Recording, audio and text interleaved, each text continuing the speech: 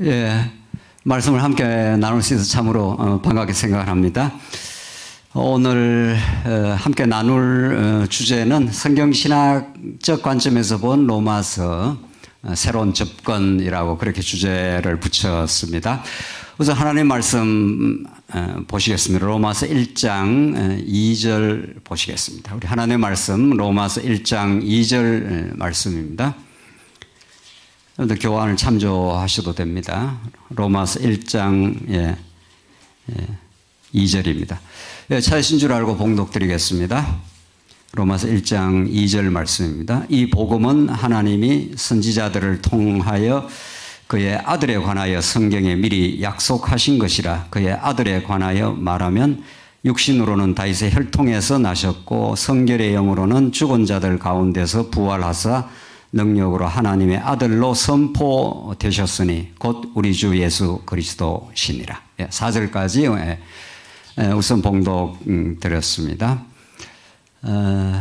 오늘 함께 주어진 시간에 나눌 주제는 로마서에 대한 새로운 접근입니다. 로마서는 우리가 너무도 잘 아는 대로 우리 개신교 신학의 근본적인 한번 그 전환기마다 로마서가 이슈가 되었고 로마서를 어떻게 이해하느냐 하는 것은 언제나 교회사를 통해서 핵심 그 사안으로 떠올랐던 말씀입니다. 성경 66권 전체가 뭐 어느 성경이 어느 성경보다 더 중요하다 할 수 없을 정도로 성경은 총체적으로 한 메시지, 한 복음, 한 여호와 하나님에 대해서 우리 예수 그리스도에 대해서 전가하는 것이지만 특별히 2000년 교회사에서 로마서가 늘 이슈가 신학의 혹은 교회의 근본적인 변혁을 일으킬 때마다 이슈가 되었던 건 사실이죠. 특별히 우리 16세기 종교개혁을 가능하게 했던 그 말씀도 로마서의 핵심 내용 가운데 우리가 담겨 있다는 걸 우리가 이미 신학계에서는 상식으로 되어 있는 거죠. 로만 가톨릭이 예수 그리스도 한 분으로 구원에 이르는 것이 아니라 인간의 공로가 첨가되어야 하나님 앞에 의롭다 하고 의롭다함을 얻고 구원에 이르른다고 하는 그 거짓 공로주의에 대해서 치열하게 분연히 하나님께서 루트를 사용하시고 오직 믿음으로만 의롭게 된다. 이신칭의라고 하는 로마서에 그 나타나는 그 말씀 한 부분을 굉장히 강조하면서 여러분과 제가 지금 개신교회라고 하는 프로테스탄트 교회의 그 출발점이 된 로마서의 말씀입니다. 그 이후 500년 동안 이 이신칭의, 다른 말로 말하면 구속이라고 하는 예수 그리스도 한 분을 통해서 그분을 믿음으로만 우리가 구원에 이른다, 의롭게 된다 하는 이 메시지가 루터는 가장 중시했고 또 그런 루터에게 거의 대부분의 이후 우리 개신교 신학자들이 많은 빛을 지고 있는 것도 사실입니다. 좋은 의미의 빛을 지고 있다고도 볼 수 있지만 또 한편으로는 성경 전체를 아우르는 포괄적인 복음으로 전진하는 데는 그것이 또 걸림돌이 되기도 합니다. 이 말의 이제 의미를 우리 하나하나 살펴가겠는데, 뭐 루터가 잘못되었다 이런 뜻이 아니라 루터는 너무도 그 시대의 사명을 충분히 감당을 했고, 공로주의와 격렬하게, 치열하게 싸웠고, 오직 하나님 앞에 서는 길은 십자가 혹은 그리스도의 구속 외에는 없다. 이렇게 딱 끊어서 말한 거죠. 우리는 100번 그것이 성경에 가르치는 진리라고 우리는 믿고 있습니다. 자, 그런 이후에 이제 로마서를 보는 관점이 이제 칭의를 로마서의 핵심 주제로 이제 포착을 한 거죠. 뭐, 칭의처럼 중요한 구속의 도리는 없는 거죠. 그러나 이제 그 이후 루터 이후에 전개되어 왔던 그 신학의 큰 흐름은 이제 칭의, 다른 말로 말하면 구속이라는 것을, 그 구속이라는 건 인간이 하나님 앞에 의롭게 되는, 이제 구원을 받는 그것이 자꾸 이제 성경 전체를 바라보는 중심 주제가 되어 온 거죠. 이른바 구속사적 어떤 체계라.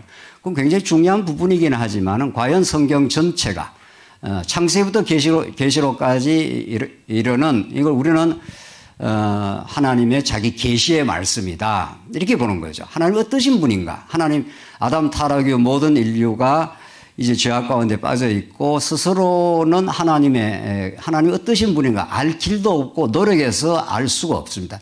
노력해서 이런 분이 신이야 저런 분이 신이야 다 우상인 거죠. 하나님 편에서 자기를 드러내 주시고 예수 그리스도를 통해서 우리에게 가르쳐 주시는 그 하나님이라야 우리는 진짜 우리가 믿을 만한 하나님이 되는 거죠. 그런데 이제 16세기 칭의의 복음 혹은 구속의 복음 이후에 전개되어 왔던 성경 전체의 이해는 자꾸 인간의 구속 쪽으로 기울어진 건 사실이죠. 그래서 인간의 구속이 얼마나 중요한가, 구속을 위해서 그리스도가 오셨다, 이런 쪽으로 성경을 보다 보니까 성경 전체를 아우르기에는 그것은 한계가 있다는 것은 여러 차원에서 지금 신학자들도 지적하고 있고 또 그렇게 나타나는 것도 사실입니다. 그래서 오늘 여러분과 제가 나누고자 하는 로마서 예는 칭의의 복음으로는 다 포착되지 아니하는 칭의를 포함하되, 칭의가 너무도 중요한 구속의 진리인 건 사실이기 때문에 그걸 포함하되 로마서 전체를 좀 아우르는 어떤 포괄적 주제, 포괄적인 이해가 반드시 필요하다. 이런 입장에서 오늘 여러분과 제가 시간 되는 대로 나누도록 하겠습니다. 그 새로운 접근을 하게 되는 키워드는 언약입니다. 구속보다도 언약, 구속은 타락을 전제로 하는 거죠. 타락이기 때문에 구속이 필요하다. 이렇게 된 거죠. 아담 타락은 창세기 3장에서 나오는 것이고 창세기 3장 15절에서 이제 구속 모티브가 소위 지금까지 신학계에서 말하는 원복음이라고 하는 여자의 후손이 뱀의 머리를 상하게 한다 하는 그 원복음으로부터 이제 구속의 복음을 시작하는 게 대체적인 지금까지 이해였습니다. 그러나 그건 창세기 3장부터 시작된 거죠. 3장에서 아담이 타락하고 3장 15절에서 이제 여자의 후손, 장차 여자의 후손으로 오실 예수 그리스도를 지금 이미 가르쳐 주고 있다. 이런 접근은 타당하기도 하지만은 과연 그것이 성경 전체를 아우르는가? 그럼 창세기 1장과 2장은 어떻게 설명되는가? 여기에서 바로 한계에 봉착할 수밖에 없는 거죠. 창세기 3장부터 성경 전체를 풀어가는 것이 아니라 창세기 1장, 2장에 모종의 복음의 원리가 들어있고 그 다음 타락이 이루어지고 구속은 그건 타당한 거죠. 자, 이런 입장에서는 로마서도 마찬가지입니다. 로마서도 어떤 관점에서 봐야 하나님을 하나님답게 제대로 우리가 이해할 수 있는 건가 이렇게 봤을 때는 구속, 타락 이후의 구속으로부터 성경을 풀어가는 게 아니라 타락 이전에 하나님께서는 자기를 계시하기로 하나님께서 뜻하시고 그걸 우리는 언약이라고 한다. 그리고 이미 이 세상 만물이 지어지기 전에 하나님께서 영원 안에서 하나님의 영원히 살아계신 거죠. 그 영원한 하나님의 뜻, 영원한 언약이 있는 거죠. 이것이 기독교의 보다 근본적인 뿌리라고 그렇게 이해되어집니다. 자, 이 부분에 대해서 확실한 우리가 이해와 정리가 필요한 거죠. 그러니까 타락이라든가 타락 이후의 구속이라는 것은 중요한 기독교의 구속의 진리인 건 사실이지만 또 그건 너무도 중요하지만 창세기 1장, 2장에 어떤 하나님의 경륜이 있고 뜻이 있고 그 뜻의 근본적인 기초가 되는 창세 전에 하나님께서 영원히 살아계신 그 하나님은 스스로 어떤 뜻을 정해놓고 있습니다. 이걸 우리는 하나님의 작정이라고도 설명하고 인간의 구원을 통해서 예정이라고도 설명하고 에베소서 1장에 나오는 창세전에 하나님께서 예수 그리스도 안에서 우리를 예정하사 이런 명백하게 드러나고 있는 거죠. 이미 창세전에 하나님의 영원한 뜻이 영원한 작정하심과 그 예정이 있는 거죠. 그걸 다른 방식으로 표현하면 창세적 언약이라고 볼 수 있는 거죠. 언약이라는 건 하나님의 당신을 계시하고 당신의 뜻을 이 땅에 실현하는 방식이 언약으로 이제 드러나는 거니까. 자, 그렇게 봤을 때는 구속보다 더 큰 범주가 언약이라는 것이 거의 명백해 보입니다. 자, 그러면 하나님께서 아담과 언약을 맺고 그 다음 노아와 언약을 맺고 아브라함과 언약을 맺고 이제 계속 구약에 언약이 있고 이제 예레미야 31장에서 이제 신약이 열리는 그 입구에 새 언약이 또 등장하지 않습니까?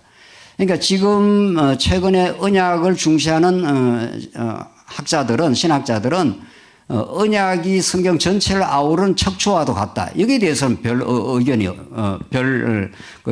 의의가 없는 건 또 사실이죠. 자, 그런데 이 언약을 어떻게 정의를 하고 어떻게 설명을 하느냐는 다소 약간의 또 상당히 차이가 있어 보입니다.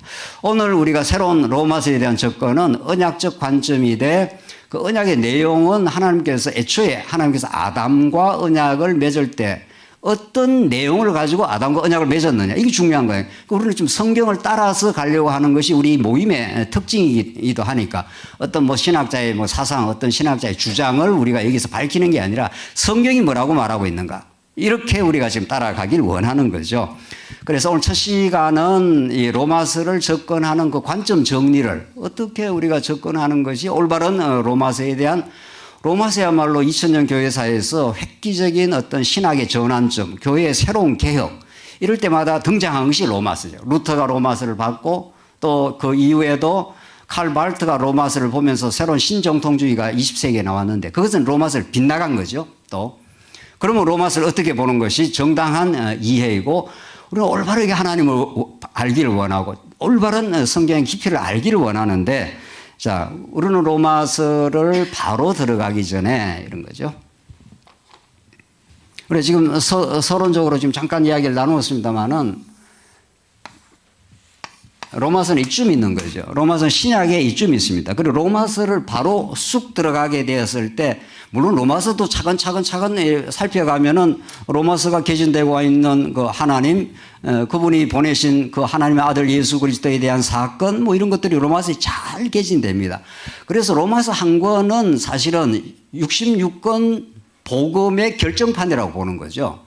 이건 뭐 거의 모든 학자들이 지금 동의하고 합의하고 있는 부분이죠. 로마서라는 것이 뭐 다른 성경도 다 중요한 거죠. 다 중요하지만 적어도 뼈대 기독교 진리의 어떤 교리 혹은 기독교 진리의 체계를 이야기할 때 로마서를 배제할 수가 없다.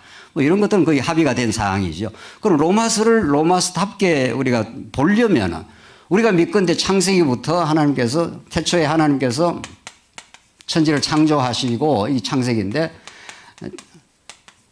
하나님께서 태초에 하나님을 창조하신 것은 오실 메시아를 보내기로 작정을 이미 해놓고 계시는 거고 그리고 예수님이 다시 오셔서 이루어지게 될 새하늘과 새 땅 이게 이제 종말인데 이게 하나님께서 전체적인 프로그램 속에 들어와 있는 거죠.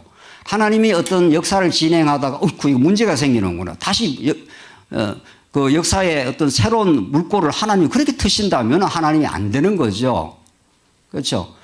오픈 디이즘 해갖고 열린 신학이라고 이상한 신학이 서구에서 얼마 전에 좀 됐습니다만은 나와서 하나님은 미래를 다 모른다는 거예요. 그런 것을 신학이라고 지금 주장하고 있는 판이니까 서구 신학은 하나님은 역사를 어떻게 진행할지 그때 새로운 변수가 태어나면 그때 하나님이 반응을 하신다는 거죠. 열린 신론이라는 거예요. 그렇지 않습니다. 그거는 뭐 신학의 범주에 넣을 수가 없는 거죠. 하나님은 창조로부터 종말 때까지 하나님 모든 것을 아시고 모든 걸 당신의 계획대로 진행을 하십니다. 그걸 우리는 하나님의 영원한 뜻이라고 보는 거죠. 하나님 영원히 살아계십니다. 하나님 영원히 살아계셔 영원한 뜻을 로고스를 하나님께서 품고 계십니다. 그 뜻을.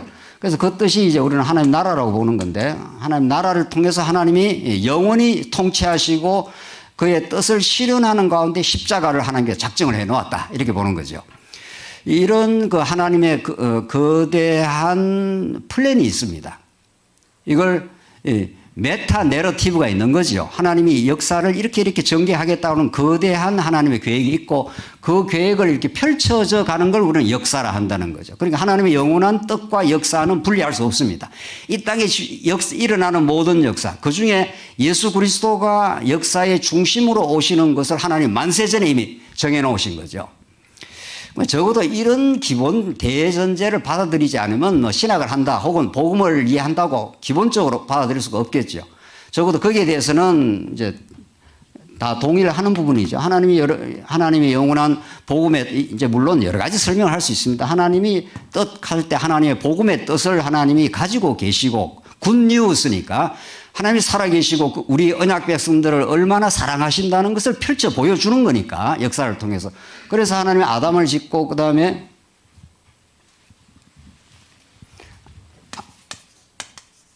아담, 노아, 아브라함, 모세, 다윗, 새 언약 이렇게 되어 있습니다.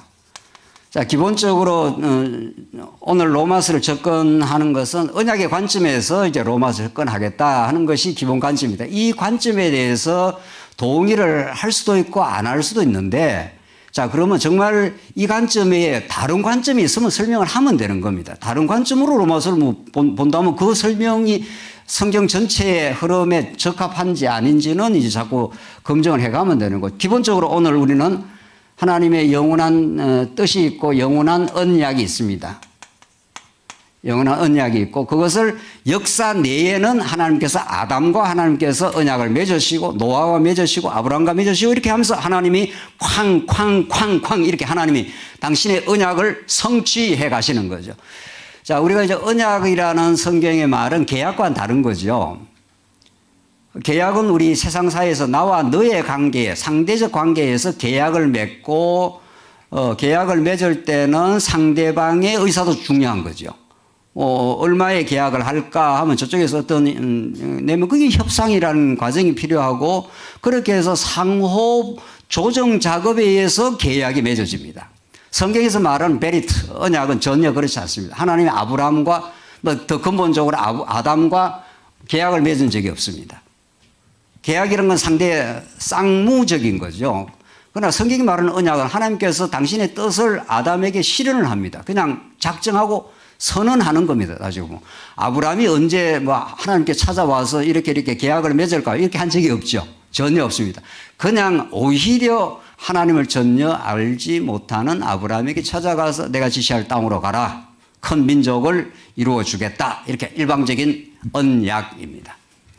그리고 자손이 생육하고 번성하고 내가 가나안 땅을 하나님께서 들어가게 해 주겠다. 이렇게 전적인 하나님 편에서의 계획의 선포고, 하나님이 한번 계획하면 아무도 막을 수 없습니다. 하나님이 언약하신 것을 이 땅에 어떤 존재도 막을 수도 없고 막아지지도 않습니다.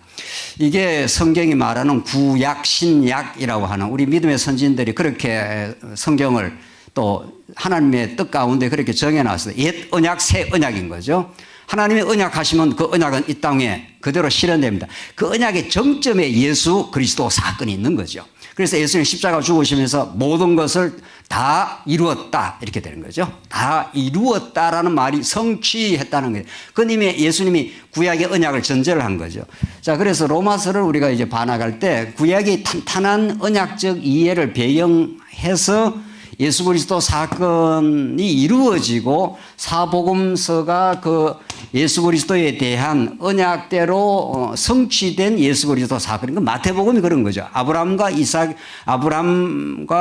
다윗의 자손 예수 그리스도의 계보라 하는 것은 구약의 아브람과 맺은 언약이 다윗 왕국을 통해서 이루어지고 그 왕들 14대가 언약의 계보를 따라서, 그것도 그냥 언약의 계보가 아니라 왕적 계보입니다. 다윗 왕을 낳으니라 딱 그렇게 못 받고 있습니다. 다윗 왕의 계보를 따라서 진짜 왕이 이 땅에 출현했다. 성취되었다. 그 왕이 하는 일이 하나님 나라를 선포하는 거죠.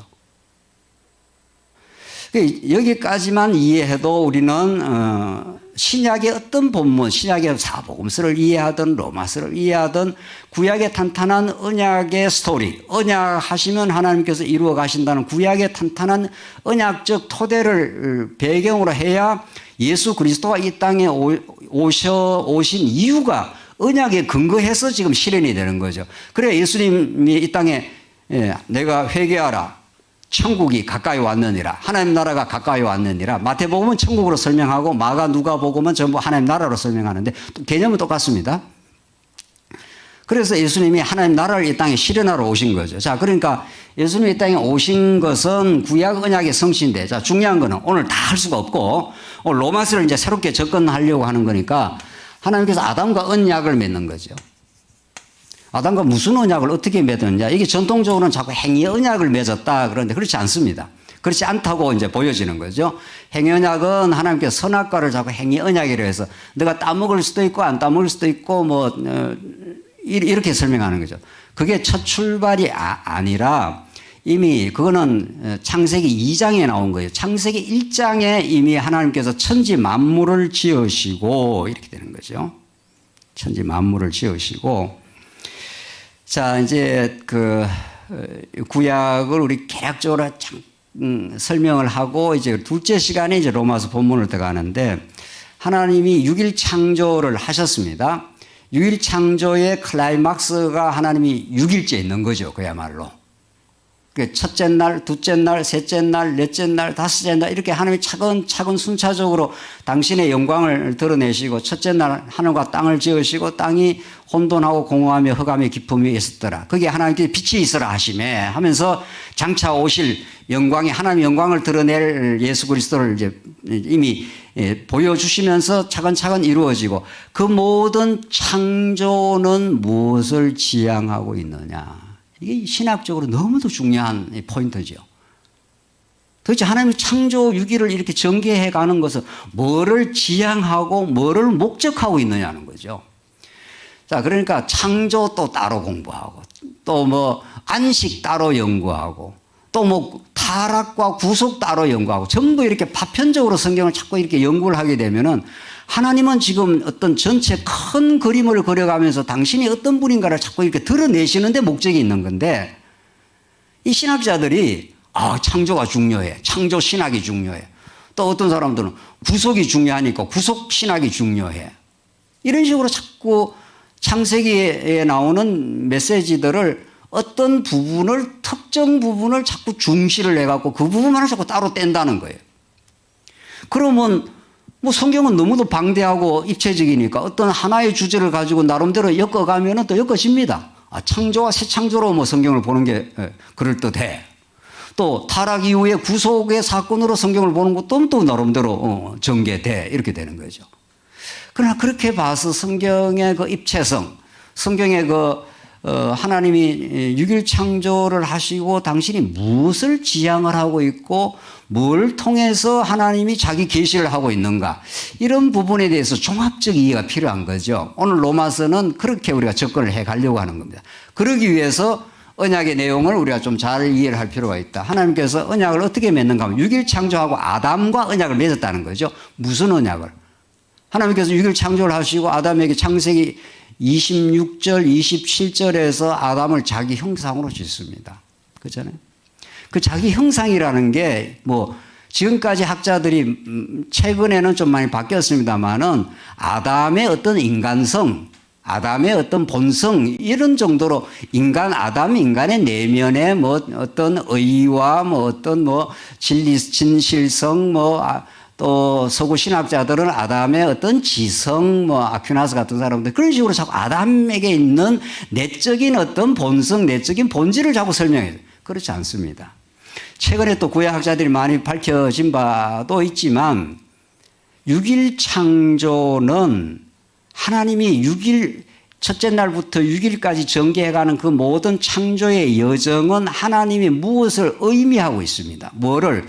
6일째가 포커스인데 6일째 하나님이 자기 형상으로 지어서 그 26절, 27절이 그렇죠. 자기 형상으로 하나님께서 자기 형상으로 지으시고 28절이 클라이막스인데 하나님께서 아담에게 28절 복 주시며 바라카라고 하는 하나님이 복 주시며 그러죠. 이 복이라는 게 너무도 중요합니다. 정말. 언약과 복은 불가분리하는 개념이고 하나님이 그냥 복을 주시겠다는 겁니다. 아담에게 그것이 그대로 노아에게 계승이 되고 그대로 아브라함의 계승이 똑같은 바라크입니다. 복이라는 것은 하나님이 얼마나 영광스럽고 그 언약 백성들에게 놀라운 은혜와 생명과 모든 당신의 속성을 가르쳐 주는 겁니다. 내가 전능하고 내가 신실하고 이 모든 것들. 그러니까 자식이 복이 되는 건 부모가 능력이 많고 사랑하고 이게 다 자식이 복이 되는 것처럼 그렇잖아요. 자식은 부모가 능력 많고 사랑하고 붙들어주고 보호하고 신실하면은 자식이 다 복이 되는 겁니다. 자식은 그냥 너무도 행복하고 안전하고 그런 겁니다. 하나님이 복 주시면 그런 뜻입니다. 하나님 당신이 어떤 분인가를 지금 가르쳐 주시는 거예요. 그러면서 하시는 말씀이 생육하고 번성하라, 땅을 정복하라, 땅에 충만하고 정복하라, 만물을 다스리라 이렇게 되어 있습니다. 결국은 하나님이 다스려 주겠다고 하는 복을 아담에게 준 겁니다.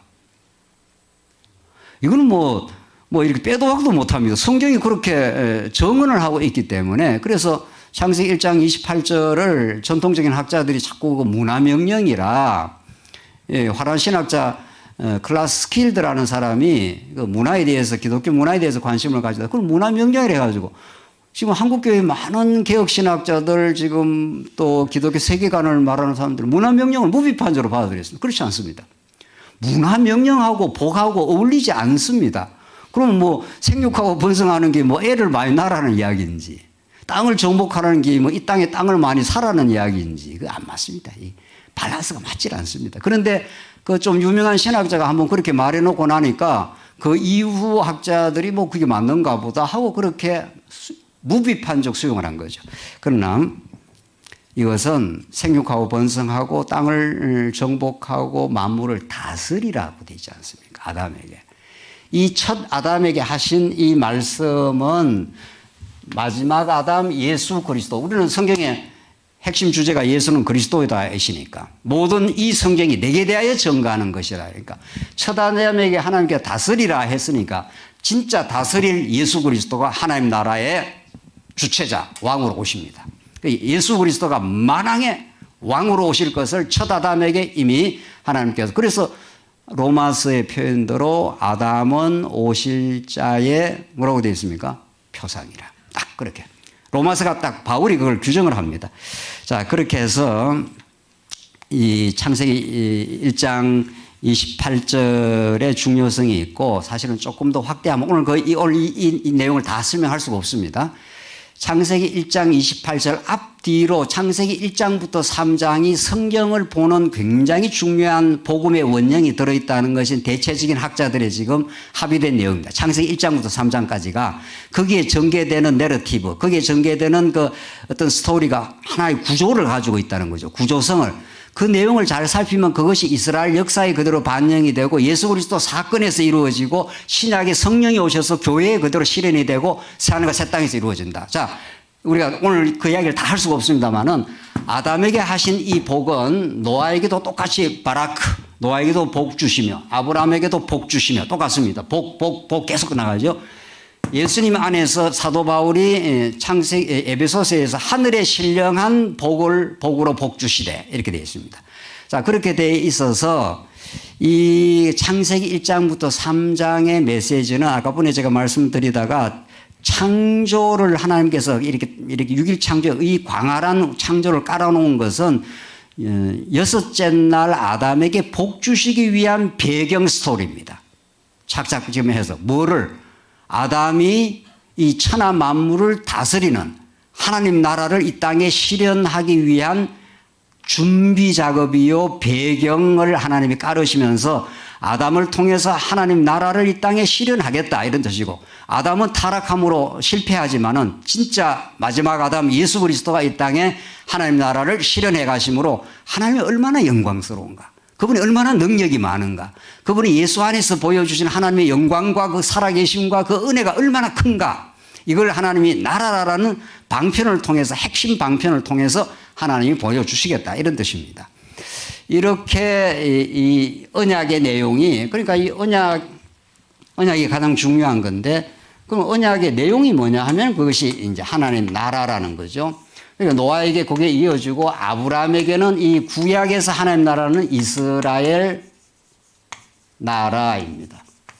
하나님께서 아브라함 하나를 불러가지고 생육하고 번성시켜가지고 큰 민족, 히브리어로 고이, 큰 나라를 건설해 주겠다는 겁니다.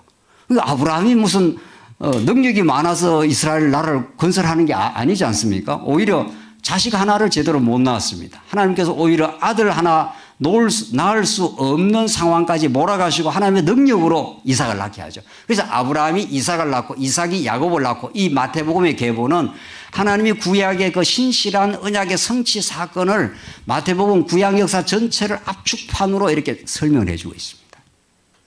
그렇게 이스라엘 나라를 이루어 가시되 그 나라는 애굽에 400년 종살이를 하기 때문에 애굽에 400년 종살이 하다가 이제 건져내어서 모세를 하나님께서 부르지 않습니까? 400년 종살이 했다는 것은 하나님을 완전히 떠나가 있습니다.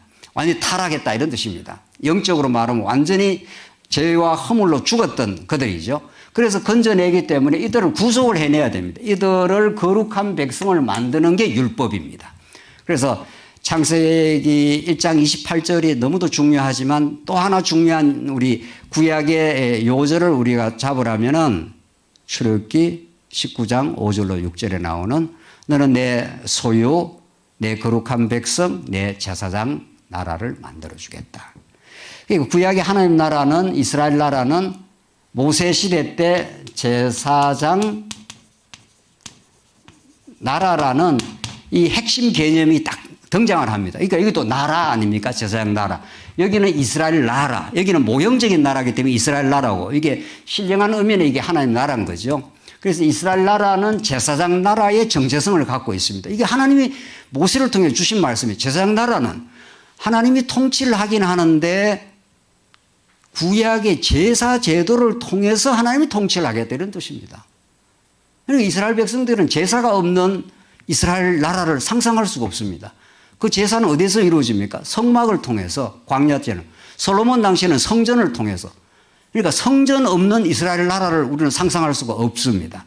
성전은 죄 많은 이스라엘 백성들이 어린 양을 하나 잡아갖고 그 피를 뿌리고 그 피를 가지고 대제사장이 1년에 한 번 성막으로 들어오면 하나님을 만날 수가 있습니다. 그게 성막이고 그게 회막입니다. 그러니까 하나님은 구약의 나라를 건설하는데 이 백성들이 다 범죄한 백성들이기 때문에 죄인들이기 때문에 죄인은 하나님을 만날 수가 없습니다. 그러니까 죄인이 하나님을 만날 수 있는 장치를 하나님이 열어놓으십니다. 그게 제사 제도입니다. 이게 십자가 사건인 거죠. 우리 예수 그리스도가 하나님 나라로도 오셨지만 십자가 외에 하나님을 만날 길이 없습니다. 우리 모두는. 그래서 십자가가 복음의 핵심이고 그러니까 고린도 교회가 분열하고 갈등을 했을 때 그 십자가에 드러난 하나님의 크신 사랑을 몰랐던 거죠. 그래서 사도 바울이 십자가는 미련한 자들에게는 멸망의 근거가 되지만은 구원 얻는 백성, 하나님의 백성, 하나님의 능력이라. 십자가가 왜 능력입니까? 십자가가 가장 약한 건데, 가장 저주스러운 모습인데, 거기에 하나님의 긍휼과 자비가 극치로 드러나고 그 십자가를 통해서만 거룩한 백성이 된다는 거죠. 예. 이건 다른 어떤 우리의 조건과 어떤 뭐 인간편에서의 보탬이 될 수가 없습니다. 그러니까 지금도 자꾸 예수 믿는 것만으로 자꾸 안 된다는 거 아니에요. 지금 세관점 학파니 기타 등등등등. 그거는 복음의 기본 원리에서 이미 일탈이 되어 있는 거죠. 복음은 하나님이 다 하시겠다는 겁니다. 어떻게? 십자가로 다 하시겠다는 겁니다. 그러니까 이게 구약적으로 설명하면 제사장 나라입니다. 너희들이 제사를 내가 통해서 너희를 만나 주겠다 이런 거죠. 제사장 나라로 가서 제사 제도에서 그 기쁨을 그 제사장이 딸랑딸랑 이게 다 그 옷을 입고 들어가지 않습니까?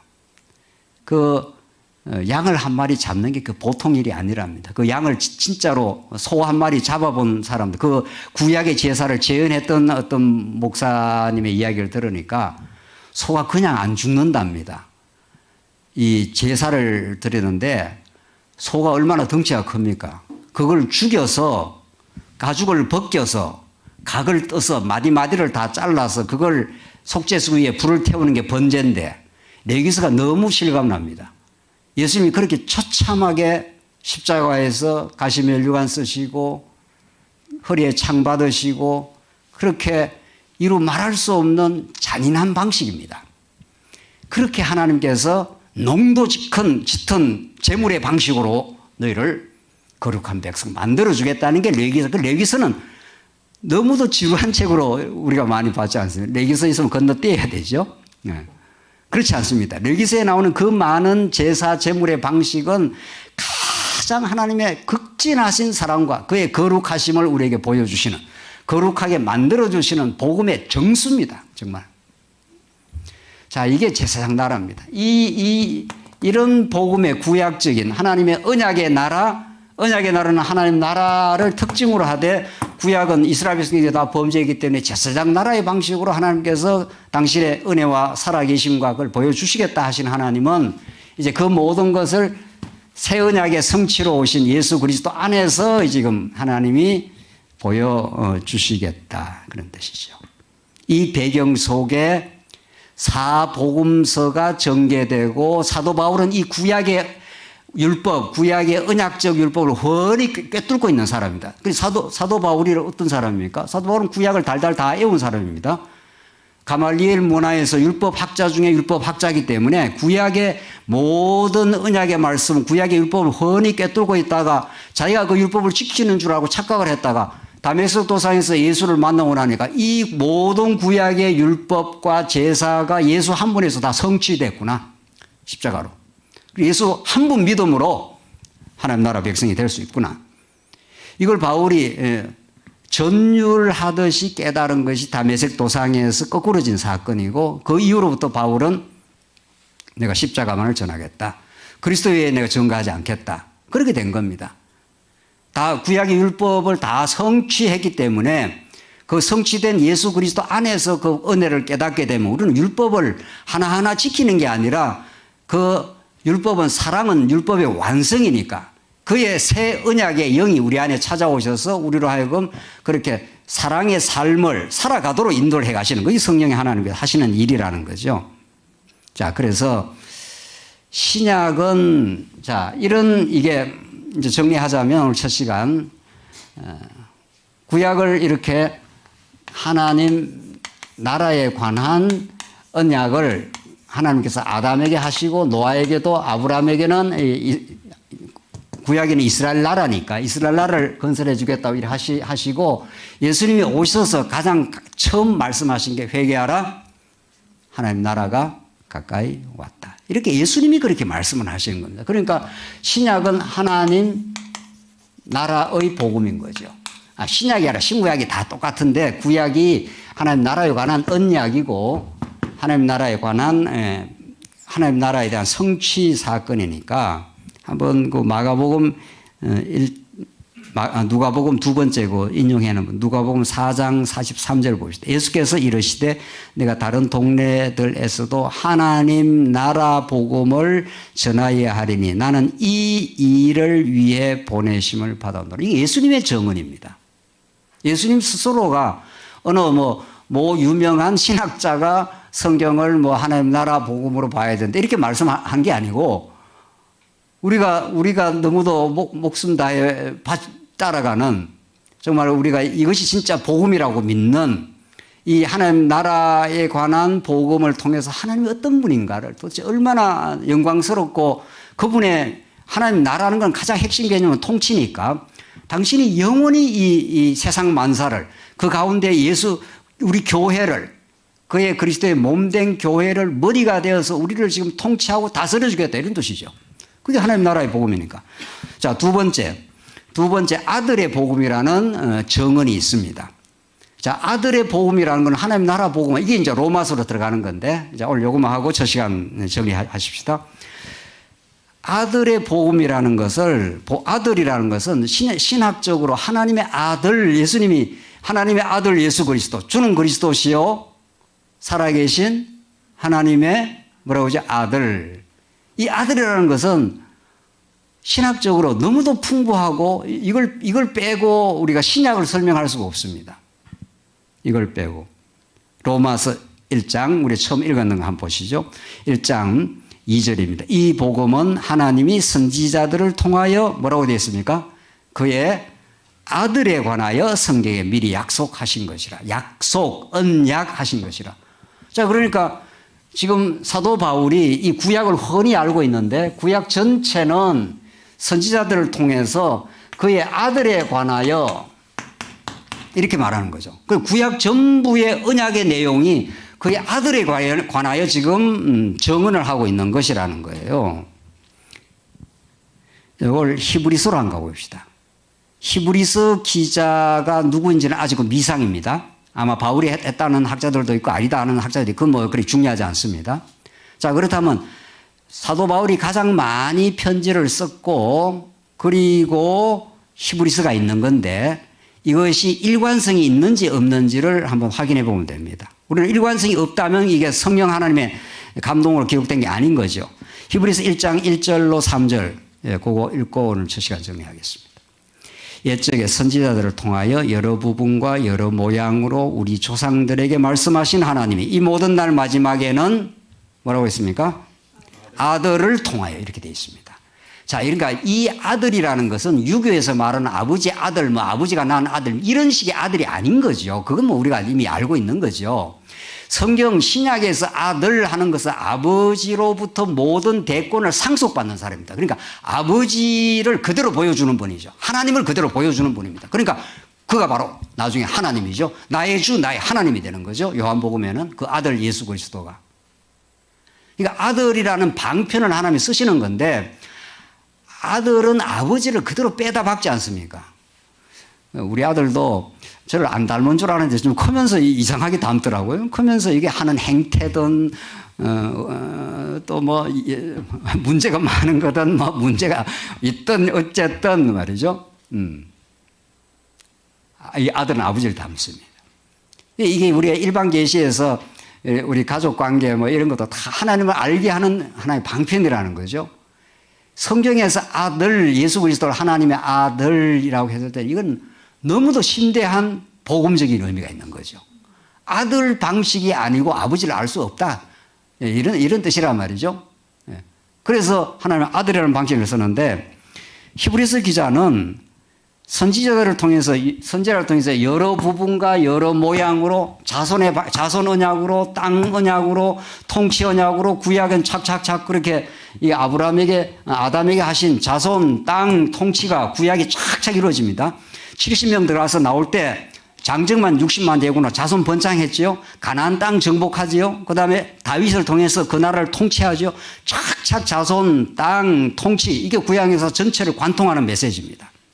그러니까 여러 부분과 여러 모양으로 말씀하시는 하나님께서 이 모든 날 마지막에 누구를 통해서 아니 예수는 이제 물론 맞는 건데 예수 그리스도는 그거 뭐 너무도 중요한 명제인데 오늘 이 본문에는 뭐라고 하냐 아들을 통해서 그 아들이 그러니까 하나님의 아들은 하나님의 모든 대권을 그대로 갖고 오신 분이기 때문에 그분이 예수다. 그분이 예수 그리스도다 이런 뜻입니다.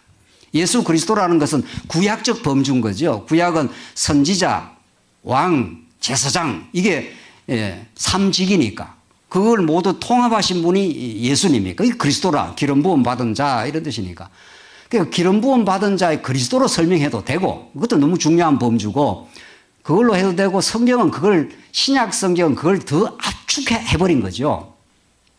아 정말 이게 이 히브리서의 기자 이 히브리서 1장 1절로 3절 이거는 뭐 성경 다 중요한 거지만은 이 히브리서 1장 1절로 3절은 신약 전부 신구약 전체를 망라하는 압축 파일이라고 해도 과언이 아닙니다.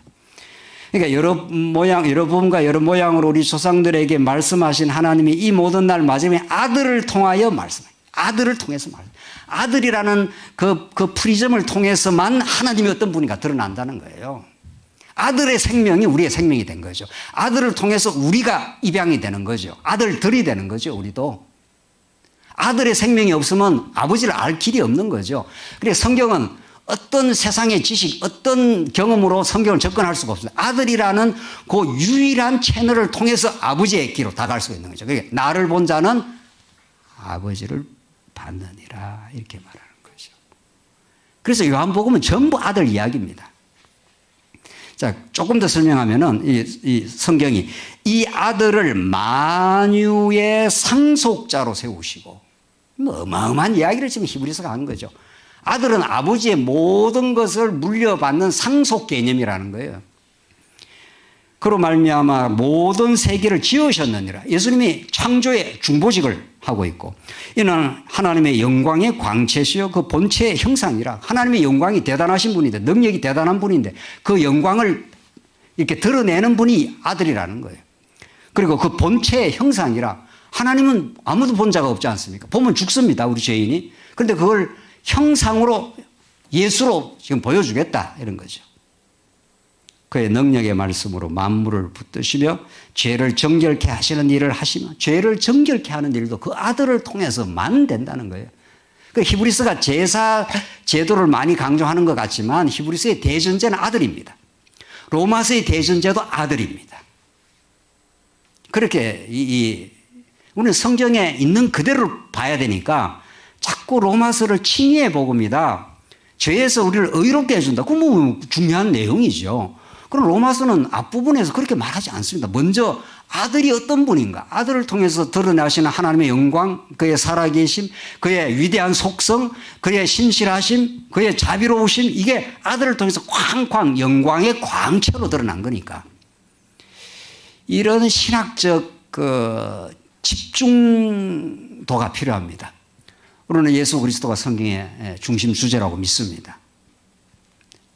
그러나 예수 그리스도와 동일하게 아들이라는 주제가 있다는 거죠.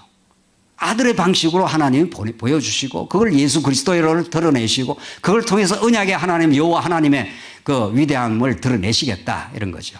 로마서는 그렇게 접근할 이유가 있습니다. 그렇게 접근할 때 로마서의 전에 좀 축소된 의미, 로마서는 너무도 방대한 기독교 진리의 보고인데 그걸 자꾸 인간의 구속과 칭의라는 차원으로 이게 축소할 게 아니라 아들을 통해서 하나님이 어떤 분인가를 로마서 앞부분에 딱 드러내고, 그리고 인간의 불의가 나타나고 칭의가 나타나고 영적 예배라고 하는 말씀에 우리 다음 시간에 좀 접근해 가도록 하시죠. 조금씩 쉬었다 하십시다.